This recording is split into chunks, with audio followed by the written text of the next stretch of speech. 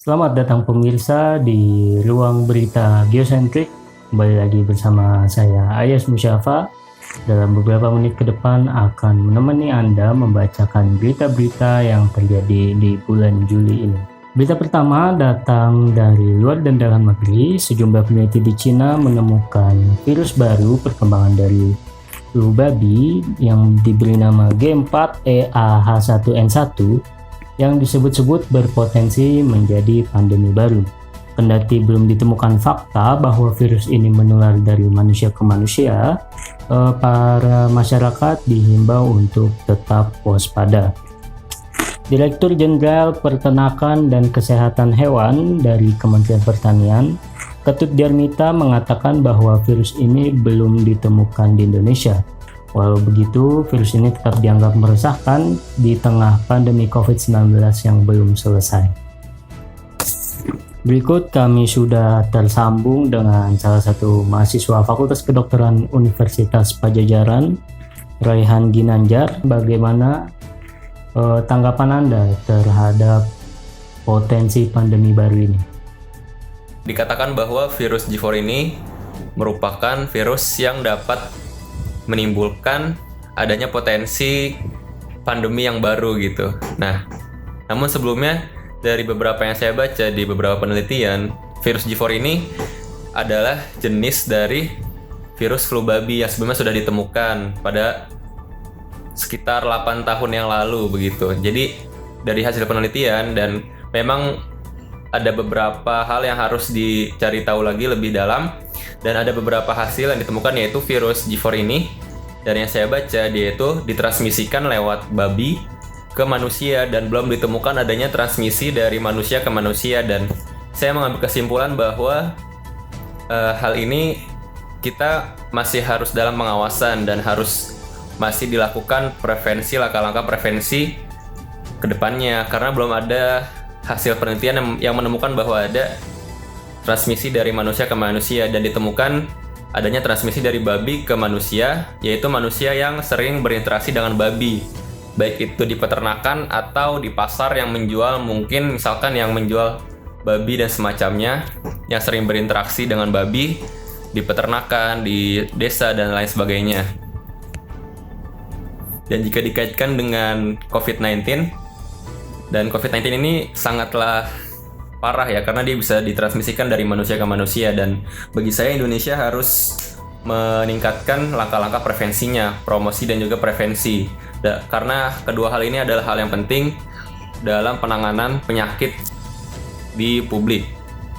Jangan sampai Indonesia kecolongan lagi, karena kemarin saja COVID-19 ini, jujur COVID-19 Indonesia sedikit kurang penanganannya, sangat kurang malah pencegahannya. Dan jika ada virus baru atau penyakit baru yang berpotensi sebagai pandemi, Indonesia harus mengambil langkah konkret, langkah yang jauh untuk bisa mencegah, yaitu langkah prevensi dan juga promosi berupa edukasi dan juga screening awal, agar pasien-pasien yang terkena virus ini dapat dideteksi sedini mungkin dan ditangani secepat mungkin agar tidak tertular. Baik, terima kasih opininya untuk Raihan Ginanjar, mahasiswa Fakultas Kedokteran Universitas Padjadjaran. Berikutnya saya akan menyambungkan dengan mahasiswa Fakultas Psikologi Universitas Padjadjaran. Virus flu babi jenis baru ini sama berbahayanya dengan virus-virus yang lain karena mampu menginfeksi manusia, khususnya bagian pernafasan. Virus ini pun dapat tersebar melalui kontak langsung dan juga tetesan air liur. Walaupun kasus ini belum terdeteksi di Indonesia, tetapi kita tetap harus dan wajib meningkatkan kewaspadaan kita.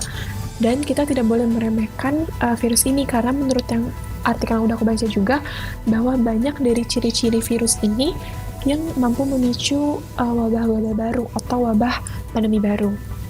Tetapi kita tidak perlu khawatir, karena pastinya pemerintah sudah menindaklanjuti dan terus memantau perkembangan kasus ini.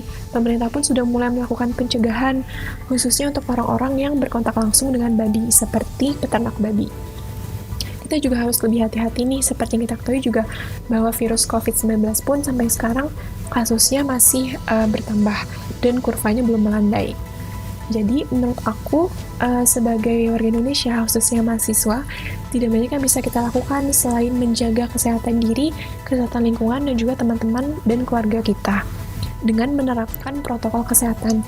Dan tidak ada salahnya juga nih kita untuk saling berbagi kepada orang-orang di sekitar kita tentang updatean tentang virus-virus ini. Juga kita harus mengingatkan satu sama lain untuk tetap menjaga kesehatan diri dan lingkungan sekitar. Terima kasih. Beralih ke berita kedua. Masih dari kementerian yang sama, Kementerian Pertanian atau Kementan meluncurkan inovasi produk baru yang digadai-gadai dapat menangkis virus corona. Antivirus berbasis eukaliptus ini dianggap bisa membunuh 80-100% beberapa virus, diantaranya virus avian influenza, gamma coronavirus, dan beta coronavirus. Alat ini memiliki bahan utama minyak atsiri dan memiliki aktivitas antivirus, antiinflamasi, dan antimikroba. Bahkan dalam updatean terbarunya, Kementerian Pertanian sudah akan mulai memasarkan kalung antivirus corona ini di Palembang, Sumatera Selatan. Pada hari Selasa 21 Juli 2020, Dr. Atekan, Kepala Balai Pengkajian Teknologi Pertanian Sumatera Selatan, mengatakan bahwa roll dan inhaler akan dijual awal Agustus, sedangkan kalung akhir Agustus menunggu izin akhir dari BPOM. Menurut Atekan, semua produk antivirus tersebut akan dijual oleh perusahaan penjual minyak kayu putih Capang. Lalu bagaimana tanggapan mahasiswa Universitas Padjadjaran mengenai berita ini? Saya sudah tersambung dengan mahasiswa Fakultas Kedokteran Universitas Padjadjaran, Esther Victoria. Jadi kabarnya itu disampaikan bahwa kalung antivirus corona oleh Kementan ini mengandung bahan eukaliptus yang katanya juga telah teruji di lab Balitbang Kementan sendiri. Dan memang benar, eukaliptus ini memiliki bahan aktif yaitu cyanel 1,8 yang diklaim dapat menghambat replikasi virus corona. Namun, belum ada jurnal yang dapat memberikan penjelasan lebih lanjut, lebih detail mengenai proses tersebut. Dan untuk lebih tepatnya, di tengah pandemi COVID-19 ini, untuk terapi ini apakah lebih dapat bekerja lebih tepat eukaliptus terhadap SARS-CoV-2 sebagaimana itu merupakan penyebab dari COVID-19, bukan tipe coronavirus lainnya. Dan sebagai bahan herbal, eukaliptus ini juga diklaim dapat melegakan pernafasan. Jadi aku dapat menarik kesimpulan kalau pengembangan terapi ini digunakan untuk simptomatik. Nah, untuk simptomatik artinya dapat meredakan gejala saja. Tapi kenapa justru disebut sebagai antivirus? Karena menurut aku akan lebih tepat dan lebih baik jika disebut antivirus kalau proses mekanisme itu mencakup antara dua hal, yaitu secara langsung dan tidak langsung. Secara langsung itu dapat merusak genetik virusnya itu sendiri, yaitu untuk proses penghambatan replikasi maupun berefek juga pada toksik yang dikeluarkan oleh virus itu terhadap tubuh manusia. Atau yang kedua yaitu secara tidak langsung, itu dapat menstimulasi tubuh manusia untuk menciptakan tempat atau area tertentu untuk efektivitas dari penurunan toksisitas maupun juga penghambatan replikasi virus. Nah, karena tidak mencakup dua hal ini, namun untuk lebih melegakan pernafasan dan sebagainya, kenapa disebut kalung antivirus. Dan untuk efek dari eukaliptus ini dalam kalung antivirus tersebut juga pasti harus diuji terlebih dahulu kan sebagai terapi, karena tidak mau juga kan kita diberikan terapi yang bahkan belum diuji efektivitasnya sebagai terapi gitu. Dan mengenai kalung antivirus yang viral ini, dari berbagai sumber yang aku baca pun dinyatakan juga belum dilakukan uji klinis. Jadi untuk pengembangan obat itu kan diberi izin oleh BPOM dan tentu ada prosedurnya. Jadi prosedur itu ada beberapa pengujian, ada tahapan pengujian, yaitu ada uji secara praklinis maupun juga uji klinis. Nah, untuk uji praklinis itu dilakukan penelitian terhadap hewan coba. Namun juga dapat metode lain, yaitu secara laboratorium, dapat dilakukan secara in vitro dan analisis komputer. Dan yang kedua itu uji klinis, yaitu dilakukan penelitian terhadap manusia.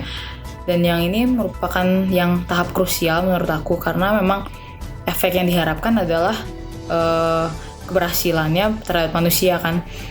Dan kasus ini dinyatakan belum uji klinis dan juga dinyatakan baru melalui tahap in vitro dalam lab dan juga secara komputerisasi atau analisis komputer. Nah, untuk uji klinis sendiri saja memiliki 4 fase, dari fase 1 sampai 4. Itu mulai dari uji keamanannya sebagai obat atau terapi, kemudian efektivitasnya, kemudian ada dosisnya secara general maupun juga sampai tingkat toksisitas pada suatu individu, dan juga sampai fase 4 yaitu pasca penyebaran obat dalam penelitian, itu untuk mengecek adverse effect atau yang kita kenal juga salah satunya sebagai efek samping. Jadi dari pengujian tersebut juga baru dapat dinyatakan obat ini valid untuk dijadikan sebagai terapi. Nah, dikarenakan pada kenyataannya belum sampai uji klinis untuk kalau antivirus yang mengandung eukaliptus ini, di mana itu sangat krusial. Dan menurut aku publikasi mengenai kalung antivirus seharusnya belum dilakukan sih. Jadi terlebih juga dengan klaim yang menyebut dapat menangkal virus itu kurang tepat, karena justru akan menimbulkan mispersepsi di tengah masyarakat. Baik, terima kasih Esther Victoria. Berikutnya saya sudah terhubung dengan Mira Safitri, mahasiswi Universitas Padjadjaran Fakultas Hukum. Ya, seperti yang diberitakan dari berbagai media bahwa kalung antivirus ini merupakan hasil temuan dari Kementerian Pertanian, yang mana pada dasarnya bahannya itu ialah eukaliptus atau kayu putih. Nah, katanya direncanakan juga akan diproduksi secara massal. Dan mengenai kalung ini, yang saya ketahui bahwa kalung ini sebenarnya belum teruji sebagai antivirus SARS-CoV-2 atau penyebab COVID-19 ini sendiri. Namun hanya sebagai yang mampu membunuh virus influenza dan juga virus corona yang lainnya. Namun menurut pendapat saya juga bahwa dari adanya penemuan ini yang mana diciptakan atau ditemukan oleh Kementerian Pertanian ini, tetap harus kita apresiasi bahwa ini merupakan dari hasil kerja keras mereka dari selama pandemi ini. Dan mungkin ada kekurangannya dalam pengenalan awal kalung ini kepada masyarakat, yang mana mungkin terdapat klaim dari berbagai masyarakat awam tentunya, yang mana mereka belum mengerti dan belum paham mungkin apa jenis dan nama virusnya. Baik, terima kasih Mira Safitri dari Fakultas Hukum Universitas Padjadjaran. Kita beralih ke berita ketiga. Berita ini datang dari dunia internasional. Amerika Serikat memutuskan keluar dari Badan Kesehatan Internasional atau WHO. Putusan itu berlaku efektif pada tahun depan, tepatnya 6 Juli 2021. Hal ini ditetapkan setelah WHO menerima surat dari Presiden Amerika Serikat Donald Trump yang mengundurkan diri dari keanggotaan di WHO. Hal itu dianggap dipicu oleh Amerika yang menuduh WHO terlalu bergantung pada Tiongkok selama pandemi COVID-19. WHO sendiri menyangkal tudingan Donald Trump yang menyebut WHO mendukung upaya disinformasi Tiongkok terhadap keberadaan wabah. Bahkan Wakil Presiden Amerika Serikat menyebut WHO telah membuat dunia kecewa, terutama terkait wabah COVID-19. Lalu bagaimana tanggapan mahasiswa Universitas Padjadjaran terhadap berita ini? Saya sudah tersambung dengan salah satu mahasiswi Fakultas Kedokteran Gigi, Makfira Nurul Aziza. Sebenarnya menurut kacamata gue pribadi nih ya, gue sangat menyayangkan dengan adanya keputusan Amerika Serikat untuk mengundurkan diri tersebut.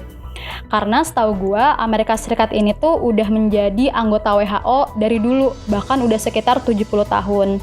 Selain itu juga, Amerika Serikat ini kan merupakan negara yang cukup besar dan juga cukup berdampak di dalam WHO itu sendiri. Dan karena sekarang ini kondisinya sedang ada pandemi COVID-19, otomatis WHO yang seharusnya ini sedang melakukan upaya-upaya penanggulangan COVID-19 akan terhambat juga kerjanya ataupun juga akan mengalami kesulitan dengan adanya hambatan dari Amerika Serikat yang mengundurkan diri ini, seperti itu. Dan juga menurut gue seharusnya di saat pandemi seperti ini, seluruh negara-negara yang tergabung di dalam WHO itu seharusnya dapat saling bersinergis, dapat saling bekerja sama, dan juga saling merangkul untuk sama-sama menyelesaikan pandemi yang sekarang sedang mewabah di seluruh dunia. Bukan dengan saling berkonflik seperti itu. Dan terkait dengan adanya tudingan-tudingan dari Amerika Serikat bahwa WHO ini mendukung upaya disinformasi yang dilakukan oleh Tiongkok atau Cina, kemudian juga tuntutan Amerika Serikat agar WHO ini segera membenah diri ataupun memperbaiki diri. Sebenarnya menurut gue dapat dilakukan dengan cara-cara lain yang lebih baik tentunya, bukan dengan cara mengundurkan diri seperti yang sudah dilakukan oleh Amerika Serikat tadi. Akan tetapi terlepas dari itu semua, gue juga nggak tahu apakah memang pertimbangan yang sudah dilakukan oleh Amerika Serikat ini adalah pertimbangan yang terbaik. Gue tidak mendalami itu semua, tapi sekali lagi ini hanya dari kacamata gue aja. Gue sangat menyayangkan keputusan tersebut. Terima kasih Makfira Nurul Aziza dari Fakultas Kedokteran Gigi. Pemirsa, itulah 3 berita utama yang cukup ramai diperbincangkan di bulan Juli ini. Saya Ayas Musyafa, pamit undur diri. Selamat malam.